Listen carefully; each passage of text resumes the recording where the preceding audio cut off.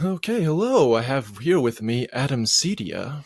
Adam is a native of Indiana, where he practices law as a civil and appellate litigator. Did I say that right? Is it appellate That's or correct. appellate? Appellate. Appellate litigator.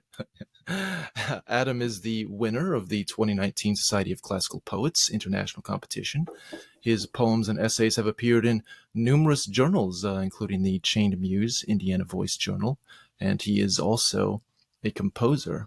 So welcome, Adam.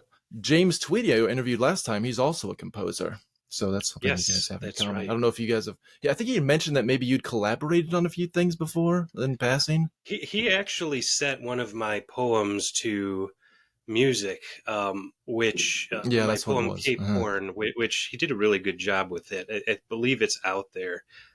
If you can find it, I recommend giving it a listen. Oh, I've listened to some of your stuff on YouTube. I did enjoy it. Are you connected with classical composers like you're connected with other poets? Is there anything like that out there for them?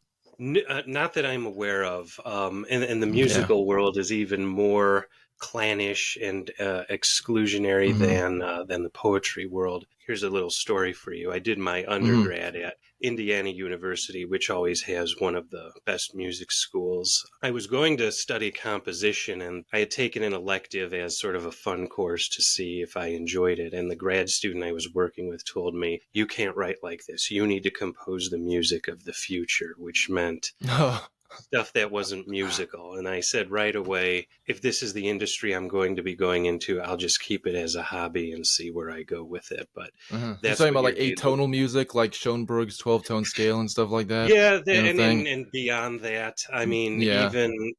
even stuff like Philip Glass, which actually sounds Uh-huh. like music, they tend to frown on. It's all Uh-huh. things that are academically interesting to study on a page, but sound like crap when you hear them in a concert hall. So you're also a lawyer, which some people might see the law and poetry as mutually antagonistic practices. Well, not at all. My appellate practice, which is kind of what I really enjoy the most. What you're doing is writing. You're conveying your ideas to people, and in most appeals, you don't even get oral argument. It gets shipped off to Indianapolis or Chicago, and three judges you never talk to decide Mm-hmm. your case. So how well you convey your ideas and create those three elements of ethos, pathos, and logos for your client is Mm-hmm. critical. Now, when that whole Amanda Gorman controversy out with your essay and the people were just like lambasting you. Somebody posted something like, "Huh, look what this guy once did." And it was about how you should be a judge right now, but the left canceled you. I was a victim of cancel culture before it was a thing. Lake County, because it traditionally was so corrupt, the Indiana legislature took away the elected judges' positions except for one. How it works is there's a commission, they take interviews, they make a final list of final three that they submit to the governor. And, I was on that list. I had been a loyal Republican, and then someone affiliated with the person who got it, dug up old posts I had made linking to Breitbart and The Blaze, which were pretty Mm-hmm. innocuous, I think, by my standards, but The stuff that they looked up, was this stuff from like years ago? oh, Like, yeah, it was three yeah. years because after my son was born, I took down my Facebook page because I was a grown up now. Yeah, and then not only was I thrown under the bus by the ostensibly Republican governor, but I got fired for it too. Luckily there were attorneys who saw through it, and I managed to dust myself off and move on.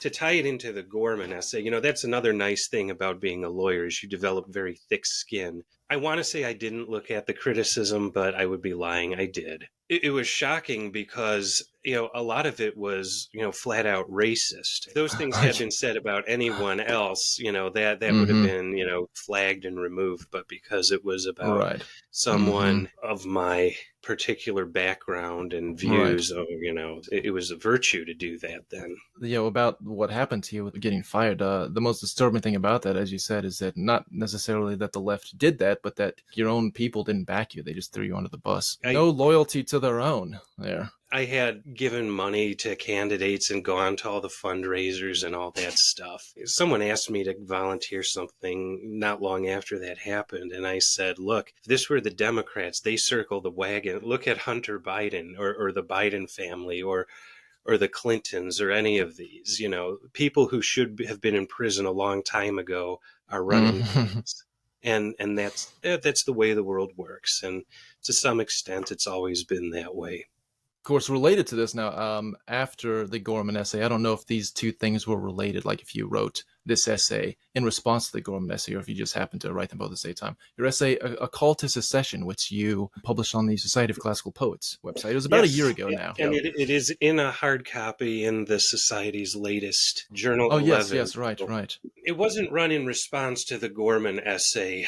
It was an idea that had been bubbling around for years. And I thought of the idea when I first learned about the Viennese secession with Gustav Klimt, and to some extent Mahler was involved with it and all of them. And I thought, oh, secession in the arts, that sounds kind of like a nice idea and Mm-hmm. something we need. And I kind of flushed out fully what that would look like in the essay. And I hesitate to use the term conservative because, you know, what are we conserving?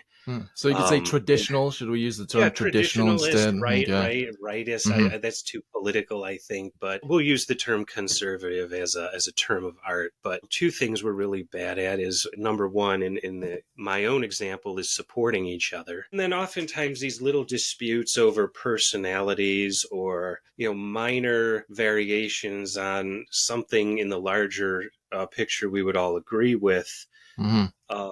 end up creating enmities and dividing us, and who wins when that happens? The other side. Mm-hmm. Right. And the other thing too is, more broadly speaking than not just in the arts community, more traditional conservative, especially I will say, political conservatives, there's this wonkishness where there's this focus on policy and Right. minutia of legislation and tax codes and economic data and things like that. And we always end up losing because, as the old trope goes, and it's an old trope because it's true, is politics is downstream of culture. There's a disinterest in the arts and in what the arts do. Well, what the arts do is they influence how people think by showing them an idealized or stylized version of reality that they then translate into their own personal dealings with reality, Mm-hmm. their own daily lives. And conservatives tend to dismiss that. Oh, artsy types, they live out in a bubble. They're always going to be weird leftists. And no, that's not true. Look at people like John Milton or Tennyson. They were politically active. They were family men. They were not these laudanum taking, pie in the sky, wandering around looking at daffodils like we think of the romantic pose. And even then, and Wordsworth was after all revolutionary in his early days, right? and then he had and Coleridge too. They had a massive transformation and actually yeah. became what we would call conservatives today. Mm. Wordsworth became poet laureate at the end of his life, and you don't get that by being a rebel. At least then, conservatives have a hard time recognizing that wealth and their power needs to be, I don't know, culturally legitimated, you might say. Yeah, and then the other problem too is, this is kind of a snowball effect result of that, is because of the prevalence of leftism, progressivism, whatever you want to call it, in the arts, that tends to be viewed as the fashionable avant-garde view, and people with money always want to appear fashionable. So that's where the funding goes. There's a lack of infrastructure and support from funding sources for more traditional minded conservative artists. I mean, I'm glad we're talking about this aspect because, this is a poetry podcast, but the social, political, sociological dimension of this is important, because if you don't have this stuff, you can't really have the movement as a whole. Now, since you've written this essay a year ago, have you seen any forward momentum on this front? I think things have been about the same. Honestly, I haven't been keeping my pulse on the wider poetry community. Just because my job and my family keep me busy Sure. most of the day. I'm a contributing editor to the New Lyre magazine, which is the print version of the Chain Muse, which is a startup, focused largely on traditional. The key word that it uses all the time is timeless poetry. That's been one small positive step. It's had good response. I mean, we've had contributions from people I didn't think would contribute, professors from California, people who have obvious leftist views but write pretty good poetry. A couple of guys who, confer over Zoom every now and then. And of course, there's the Society, which really was the spearhead of the movement. They were around before anyone else. But if we could see more of these independent efforts mushrooming out, then once we get that initial startups, then we can start collaborating and building a community and things like that. But without the initial effort, there's nothing to collaborate on. I saw that Gosselin sent out a mass email about the new lyre, and you have an essay in that about what we need a renaissance, not an enlightenment. Again, this is another idea that I have had percolating for years. When we always talk about the Enlightenment, it's always portrayed as a good thing. How could it not be? It's enlightening. But if you think about it, the Enlightenment, it wasn't an age of scientific discovery. The great scientific discoveries either preceded what we think of as the Enlightenment, i.e., Galileo, Newton, Copernicus. Those were all in the 17th and 16th centuries. And then, later on with Humphrey Davy and the birth of chemistry and modern physics, that was the 19th century. We have this gap through most of the 18th century when what was supposed to be the Enlightenment was really just bad boy malcontent philosophes, Voltaire, Rousseau, Diderot, the big three, just railing against church and state. And the product of that was the French Revolution, which, by their fruits you shall know them, judge for yourself what that led to. What the Renaissance was, by contrast, again, it's always portrayed as a revival of the classical world. Well, yes, but not quite. First of all, I think the Middle Ages isn't credited enough. The Renaissance was actually the fifth attempt to fully revive the classical world, particularly the unity that the Roman Empire had. You had the attempt of Justinian, you had the Carolingian Renaissance, the Othonian Renaissance, the Renaissance of Frederick II. All of those petered out for various political reasons, but the wealth in northern Italy that led to, finally, to the successful attempt to revive classical culture, but it was within the context of a Christian society that no longer spoke Greek and Latin. In other words, you had the literature that developed. It was in vernacular Italian. Yes, you had Latin prose composition. Yes, you had study of Greek and Latin, but the new literature that was coming up was in the vernacular, and it turned Italian and later on French from just bad Latin into a literary language with its own tradition. So what the Renaissance is it's a recognition that, yes, we can take the best of what's in the past, adapt it to our present situation, and build something for the future with it. And we have that continuity of tradition. That's what we talk about when we say timelessness. It's tradition applied today as a legacy for the future, to build the future. Now, Michelangelo and Leonardo wouldn't have been anything without, Lorenzo de' Medici or the Popes Julius II. Say what you will about the high Renaissance popes in terms of their corruption, but they were probably the greatest patrons of the arts who ever lived, right? And so in our time, we have figures who are, maybe we're not quite as good as Shakespeare or Dante. I mean, how could you be? But I think we do have some figures who are at least comparable in quality to them. Like you said, nobody really gets promoted. Big tech shuts you down. I'm given to understand by someone who haunts the private forums of the leftist poetry groups that we're being shadow canceled a lot too. At least the Society is. I don't know, maybe not New Lyre. And this goes beyond just ignoring us. Like they go to lengths to actively minimize our reach and audience. And I don't really know the details about that, but I guess it happens. And that's the thing about being shadow canceled. Like you never really know. It's kind of like living in the Soviet Union. It's like the digital equivalent of just disappearing in the night. I mean, it doesn't surprise me if that's the case. I'll say that.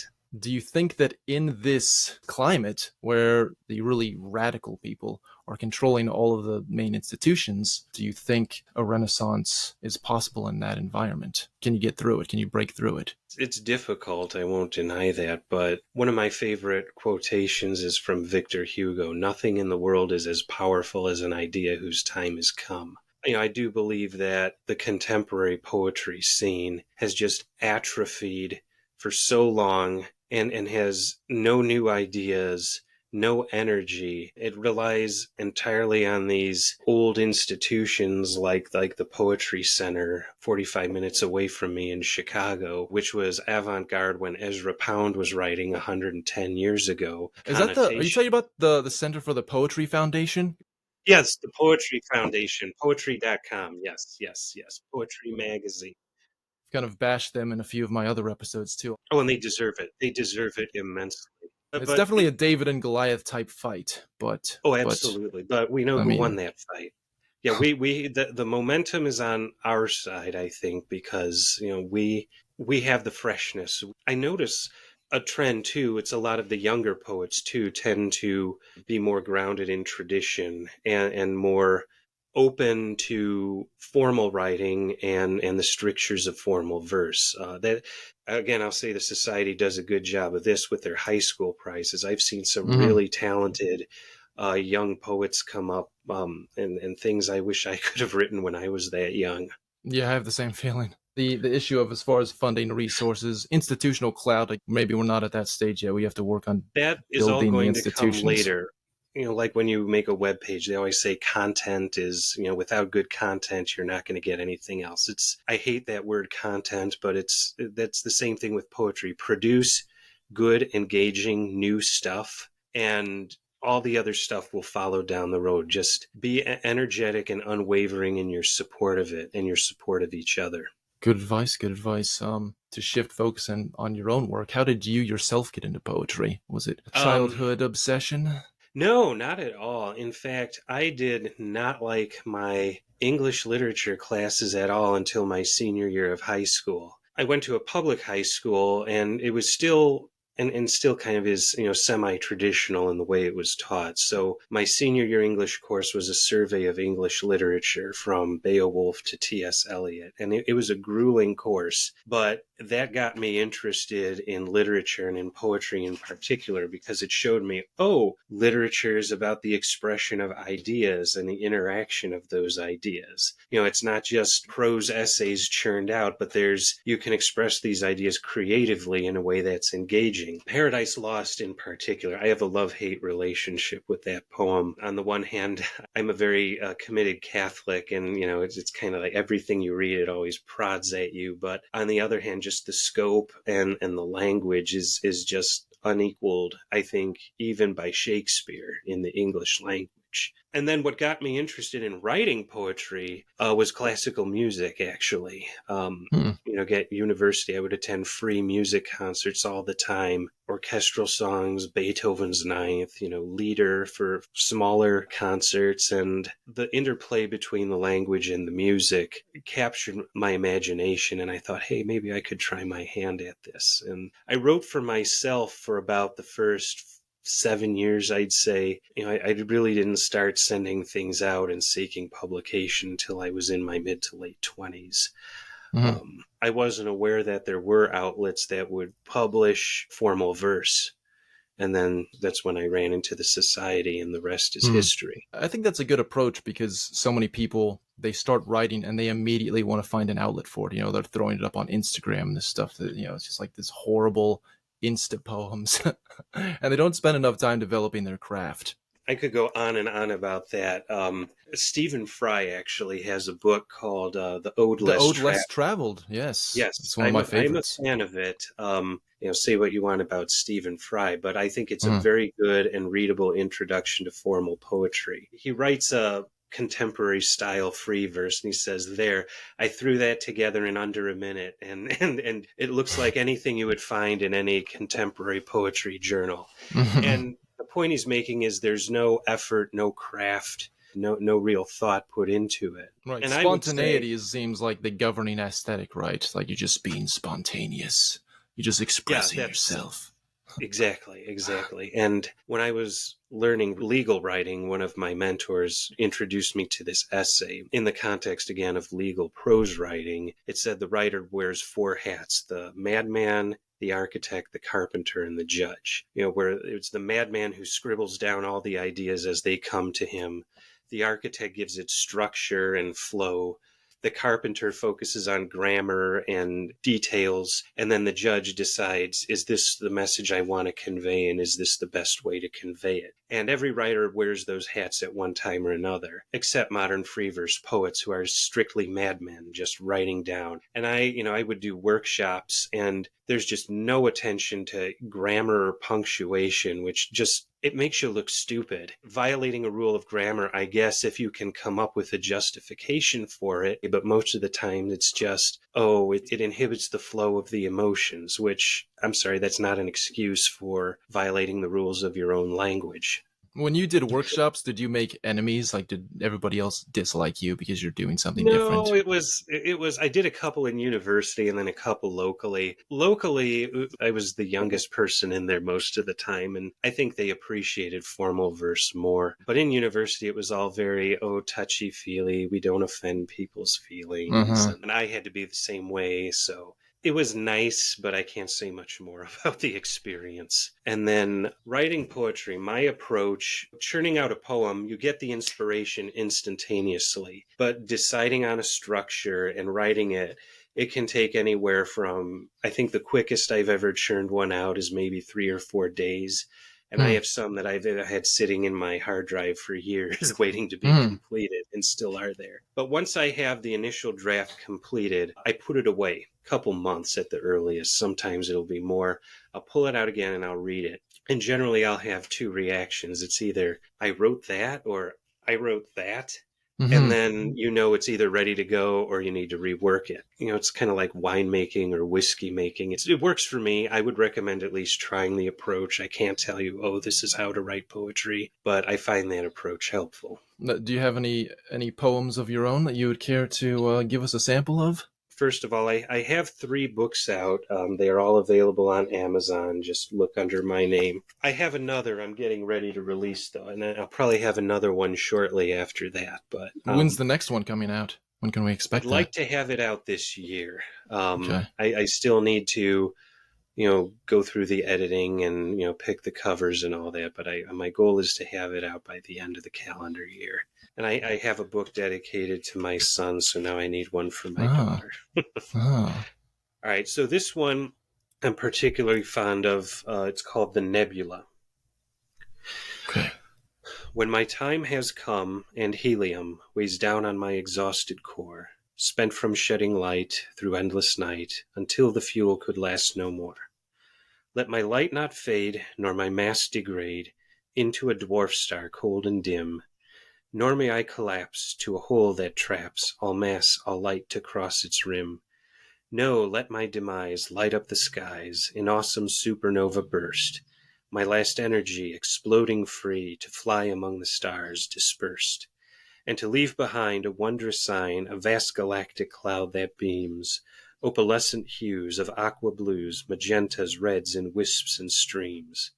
Untold worlds shall know when they glimpse the glow of that ethereal monument, that a star once shone, that although now long gone, forever decks the firmament. It's lovely, lovely. Of course, let's hope that the wrong person doesn't listen to this and think that you have intentions to be a suicide bomber or something. You're a terrorist. Well, I didn't read it that way, but that's a new one to me. But I'm sure someone will find a way to look into that. The idea of leaving something behind. Yes, it's kind of an artistic manifesto, so to speak. And then the other one is from the same volume. It's called The Chrysanthemums. When torrid summer's greenery, its vibrant hues and spiced perfume, lie far fast-fading memory, your flowers bloom. When all the world around you fades, dries up and withers, seeing death approach in night's increasing shades, you breathe sweet breath. When long dark winter's icy blast, whose hints fly in the breeze's chill, inevitably nears at last, you flourish still. Your colors rather than exclaim, like childish March or vain July, burn bold with shades of earth and flame, so modestly. You brighten up a world that dies, reminding you what soon must be. Your fate surrounds you, therein lies your tragedy. And thus I love you most, despite the futile lateness of your prime. You dare to thrive in dying light, and shine sublime. Imagine people will be tempted to draw connections with Wordsworth and daffodils. famous flower poems That's and such. Would you say, is Wordsworth a big influence on you? You say, or is his idea of the egoistic sublime too narcissistic? that's a good description of his most of his poetry. Or the second or third person to ask if Wordsworth influenced me, and Hmm. I can see it, but it's not a conscious influence. Hmm. I've grown to appreciate his poetry more, particularly in the Ode on Intimations of Immortality, which is a really, really dense, thick philosophical poem that you need to really delve into to appreciate fully. But no, when I was, developing as a poet, Wordsworth was not on the top of my list of, my big influences. The biggest influence in, getting me interested in poetry as an art was Milton. Again, because I think Milton, right. his use of language, the English language is it's the apogee. Everything's been downhill from there, in my opinion. That's right.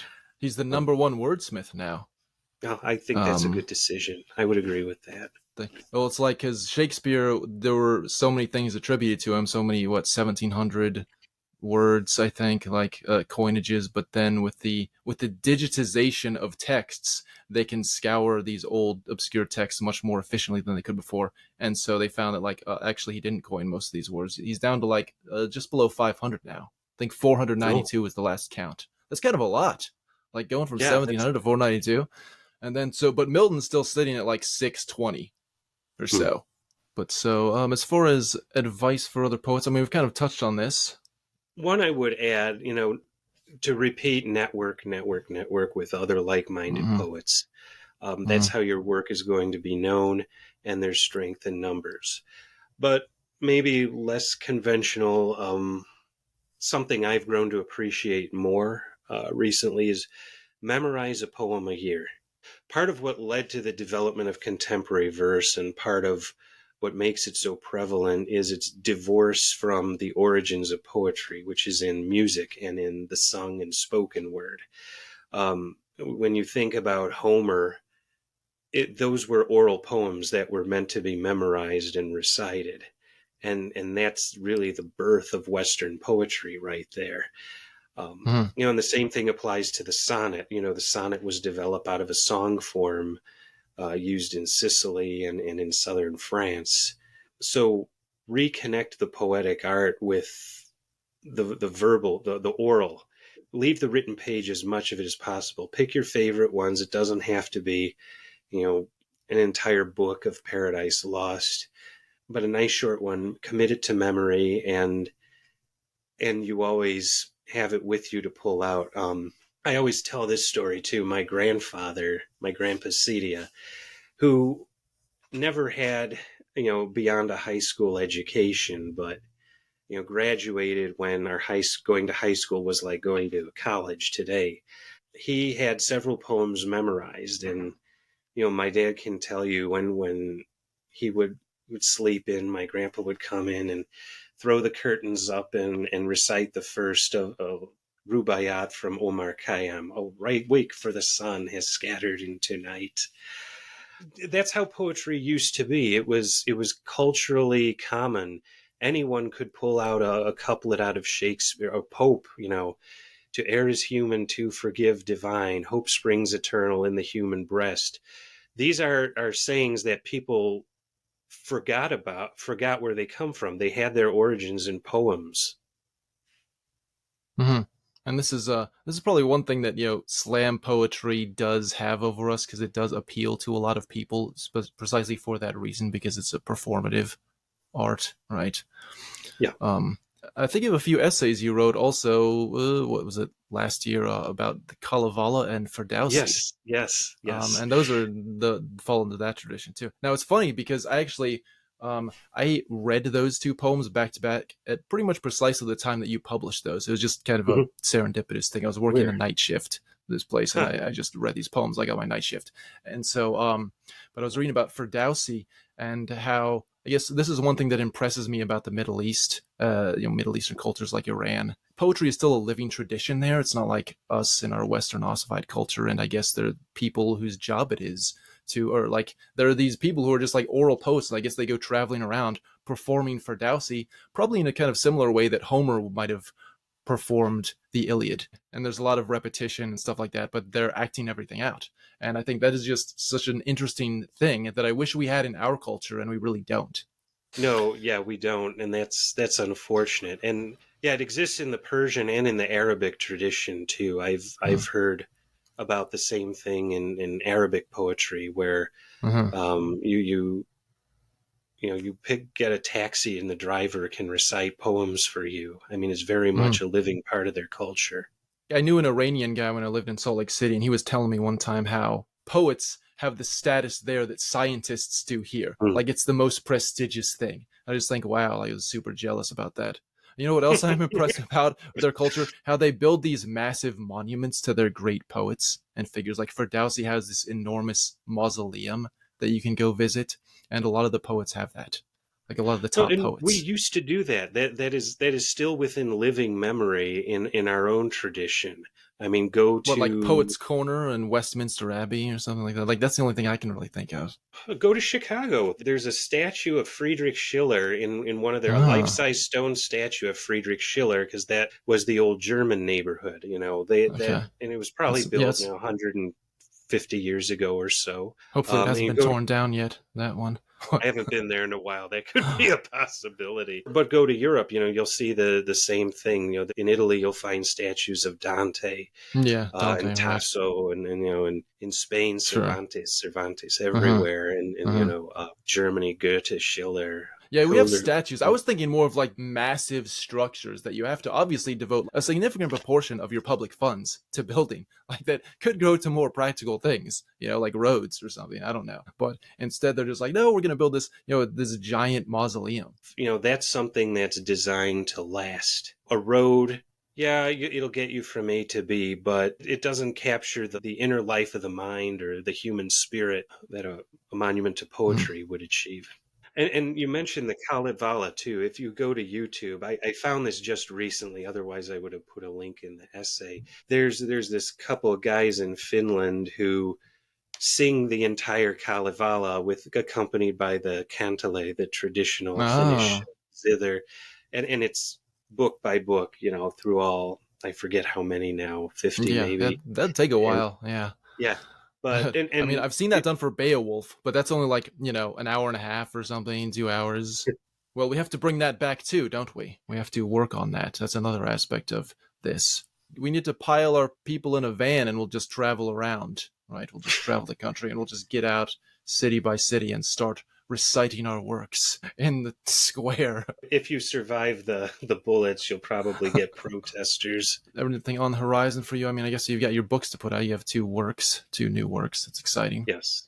You'll have to let us know when that happens. I'm sure we'll see reviews. I don't like hawking my wares, but you have to, because no one else. Do you have any is advice going to do for it. that, for marketing, promotions, things like that? Getting beyond just the world of poets, that's kind of the struggle, isn't it?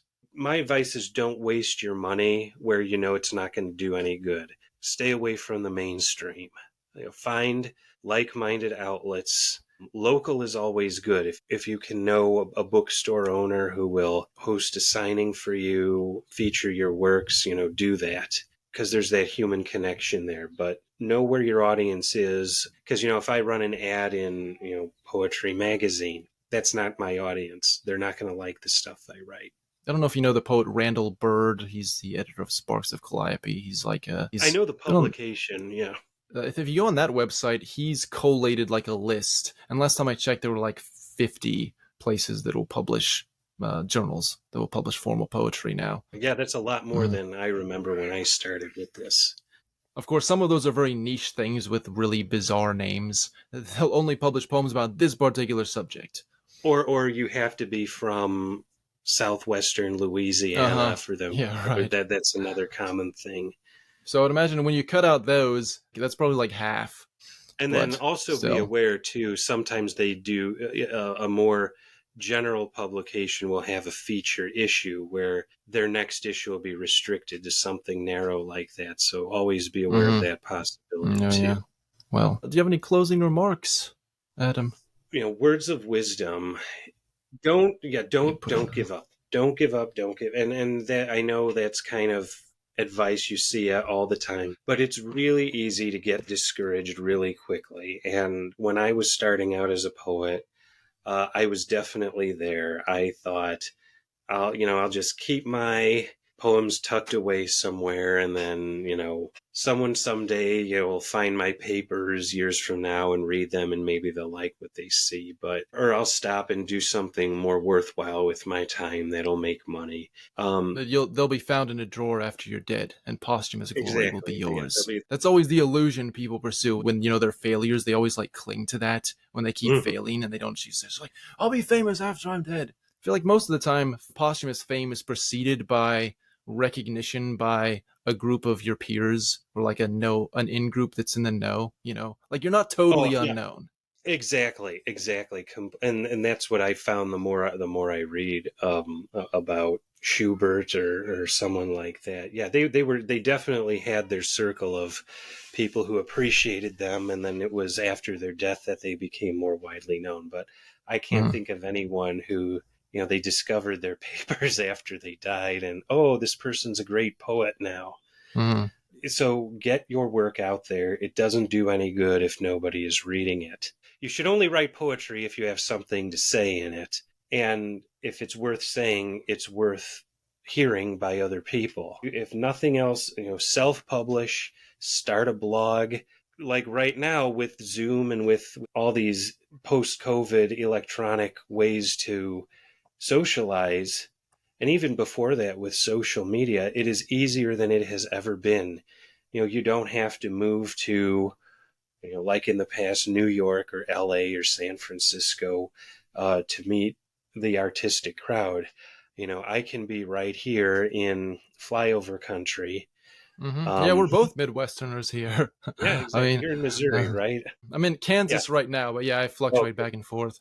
Yeah, you can be in flyover country, be in touch with people across the country and across the world who share your goals, your views, your aesthetic principles, and build a community that way. And the other thing I would say is it's never too late. One of the poets that we feature on in the Chain Muse and the New Lyre, he was not published until he was in his 60s. I'm helping bring his poetry to a wider audience, and it's a really great feeling. We have a limited amount of time on this earth, and use it for the greater good. Excellent advice, thank you, Adam. All right, well, I'll have to have you back on when maybe you get your next book out. We're both podcasters, so I'm sure we'll be seeing each other around. Surprisingly small world, yeah. But yeah, I'd be happy to come on. This has been a pleasure, and I wish you all the best with your series here. You've had some pretty good shows. That was Adam Sedia. And now, my friends, I'm afraid it's time to leave you. Throw yourself into the road, darling! You haven't got a chance! You have 2 hard weeks ahead of you, but I'm sure you'll endure. If you happen to glimpse a copy of The Hill We Climb sitting in a bookstore or library, then be sure to move it to a different shelf. Really mix it in there good. Hide it behind some other books. But make sure you don't get sued in the process. And if you survive, I'll see you for the next episode.